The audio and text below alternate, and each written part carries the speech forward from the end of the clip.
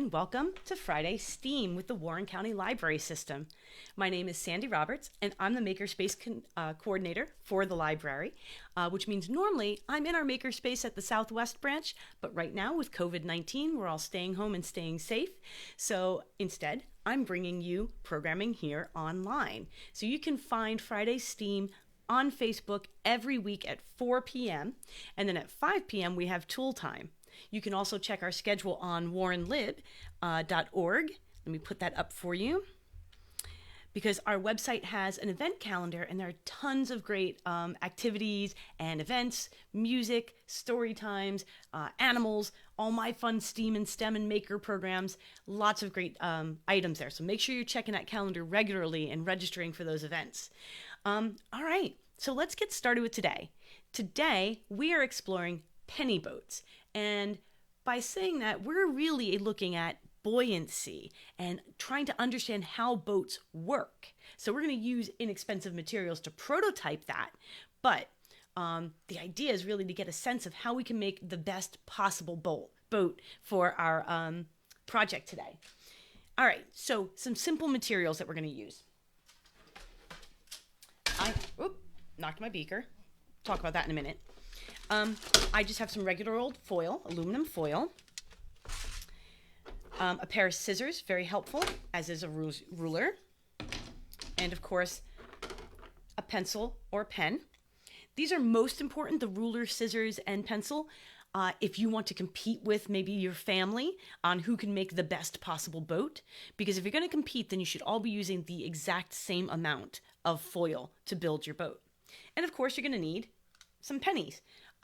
If you don't have pennies, you can use pretty much any coin, or you could try paper clips, washers, brass tacks. The most important thing is you want to make sure whatever you're using, you have plenty of them, that they're relatively flat. They're not going to roll off your boat or out of your boat, and that they are more dense than water. And what that means is that, do they sink in water? Okay? Because if you use something like a cork or a piece of wood that doesn't sink in water, this isn't going to work as a weight for your boat. All right, you might be wondering what the big beaker's about. Well, let me tell you what the big beaker's about. One of the really important concepts you need to understand when you're talking about boats is that they are buoyant. They float on water, okay? And there's a lot of reasons for that. Overall, the boat needs to be less dense than the water itself. And density really comes down to how much stuff do you have packed into a given space. So you can see I've got a certain amount of water I could possibly put into this beaker. Now, if I were to fill this with feathers instead, it'd be the same volume of feathers, but it'd be much, much lighter than if I filled it with water. And if I filled it with rocks, it'd be much, much heavier. Same amount, same volume, but much more mass. So when we pack more mass into the same volume, we have something that's more dense, okay? So if I were to, for example, take a penny, it is metal. This metal is more dense than water, so it's going to sink to the bottom. Did you hear that? Sink right to the bottom. My milk carton, though, is paper and filled with air. Air is less dense than water, so it floats on my beaker, right? And that's basically how boats work. They're wide surfaces basically filled with air. So even if they're made out of metal or something that might normally sink in water, like copper, if you spread that out and make a wide hull and spread that mass over a larger space, over more volume, you get less density and you can float on water. Plus, you're filling it with, well, air, which is less dense than water. Now, fun thing about buoyancy is that usually we're trying to get kind of what we call neutral buoyancy, where the boat is sinking somewhat into our water. And look at what happens when I push down on my milk carton here. When I push down on it, do you see what happens to the level of the water? The volume of our milk carton is actually displacing, is pushing the water out of the way. So this thing that's mostly full of air can push down and move that water. And when we design boats, we are very aware of that. We want to see how far down we can go, right? without necessarily going too far and having the water slosh over the sides of our boat. That's actually a really important principle that was Archimedes way back in ancient Greece. When he got into a very full tub, as the story goes, the water sloshed over the sides, and he realized that everything has volume. And that's like one of the most important scientific principles ever. He actually got out of the bath and started screaming Eureka, which is a phrase we still use today when we discover things. It's kind of fun, right? All right, so let's get started creating. Now, I will let you know, I do have my phone. Oh no, did the video... Looks like I am not getting good video. I'm going to start recording just in case then. I have definitely got internet problems today. I apologize. So let's come on over to the document cam and try and build some boats, okay?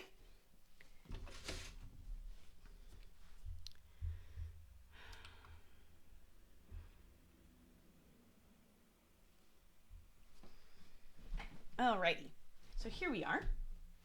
We've got our foil. Now, like I said, if you're going to do this with your family and make it a little bit of a friendly competition, then you're going to want to make sure that everybody has the same amount of aluminum foil to work with. So I like to just kind of measure a 4 by 4 inch piece. So if I use my ruler, we're going to try.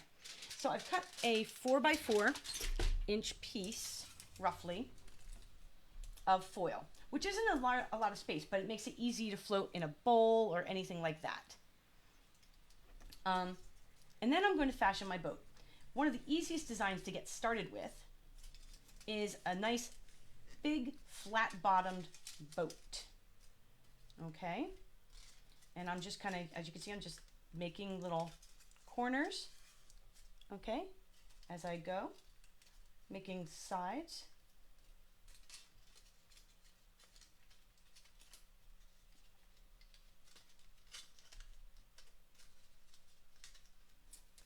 Okay, so now I've got a basic boat, nice and flat. Oh, it looks like internet is better. Good. Look, at least it is on my feed, so I hope that helps, guys. Now, sorry if you missed a bit. Now I've got a bin, and you can use your sink or your bathtub or your pool or a puddle, whatever you've got. You want to make sure you have a couple inches of water, and I'm using my green water from my beaker. And I'm going to put my boat into my body of water, and I'm going to start adding pennies. Now, when you do this, especially if you are doing it as a competition, you want to think about where you place your pennies, because it does affect how your boat floats. Generally, you kind of want to spread those pennies out, right? I mean, when you go on a boat, if you've ever been on a boat, not everybody sits on everybody's laps, right? You don't want to put all the weight in one place. So you kind of spread it out, and you just count how many pennies you can put on your boat until it sinks. Now, to demonstrate that you don't want to put all your weight in one spot, I'm going to actually sink my boat. So let's talk real quick. I want to show you some thoughts about what's going on here, our science that's going on. So, when we have a boat on water, we talked about density, right? And we talked about how if you can fit more mass into a space, into a volume, that is going to be more dense. So depending on what your boat is made out of, it could be very dense. But it needs to stay less dense than water. Gravity is always going to pull down on our boat, and buoyancy of the water is always going to push back up. So your goal is to kind of hit that halfway and have your boat float nicely on the water. Now, center of gravity is what I just demonstrated to you. As long as buoyancy is pushing up and gravity is pushing down, and your center of buoyancy and your center of gravity are lined up right against each other, it's kind of like when you play, if you play tug of war. If everybody's equal, you're just going to sit there. Nobody's going to move. But if your center of gravity or center of buoyancy shift too far to one side or one spot in your boat, now it's unbalanced. And that lack of balance will tip your boat. Okay, so it's very important to think as you're adding your weight that you make sure that you don't tip your boat too much. Okay, last thing, hull design. Now, I said I went with a flat bottom boat. Flat bottom boats are great for distributing weight. That's why you see them as tugboats, hauling sometimes other boats. That's why you see them as barges, hauling large amounts of stuff on the water. But they're only really good for nice, gentle water, okay? They don't do well with things like waves and wind. That's where these rounded bottom boats and these deep hull boats come in, okay? These boats are able to basically wobble on the water without tipping. And that's why they're used for many larger ships that you might see, and even, boats that you might use yourself. When you see boats that have a really deep hull, often those are boats that are dealing with very fast movement, and so they have to let that water slide under them quickly or they're going to get knocked over, okay? Cathedral hulls and things like this seek to have kind of the best of both worlds. They want to cut through the water, not get knocked over, but still have as wide a base as possible. So sometimes you'll see these as pontoon boats and things like that. And they can be really great in choppy water where you still have to hold a lot of weight. Okay? So that's a little bit about boats there. And you can, of course, prototype all of this with your foil. Okay. So now you've used your foil, maybe you've made a lot of different types of boats, you've gotten a sense of what holds the weight best. It's time to take that prototype and bring it to a larger format. And that's kind of where things like your milk carton comes in. A milk carton turned over with the point towards the front so that it can cut through that water. If you cut this along the side, you can then use the extra top bits and some duct tape to redesign the bottom to make whatever shape of hole that you want. And then you can test that, especially if you have a stream nearby. It's really fun to take something like this, fill a water bottle with water so it's got some weight, and send it down the stream. See which one can race the fastest down the stream.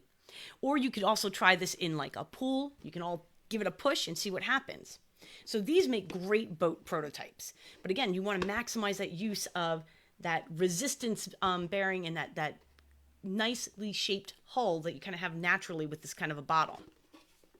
Another great way to prototype up from your aluminum foil boat is to get yourself a soda bottle. And you can, of course, same thing. You can cut this in half and you've still got that rounded shape, and you can use the plastic to make a different hull. You can also get a couple little water bottles, put them, let's see if I can do this. Can I hold them all together? Get some duct tape, put them together, and make your own pontoon boat. These are really fun to play with. And if you cut this one in half, you could put, dolls or turtles or whatever in the pontoon, and they'll float really well. They're pretty sturdy structures. So I invite you to prototype with your aluminum foil, maybe compete as a family to see who can get the most pennies or washers or paper clips to stay in their boat. Everybody uses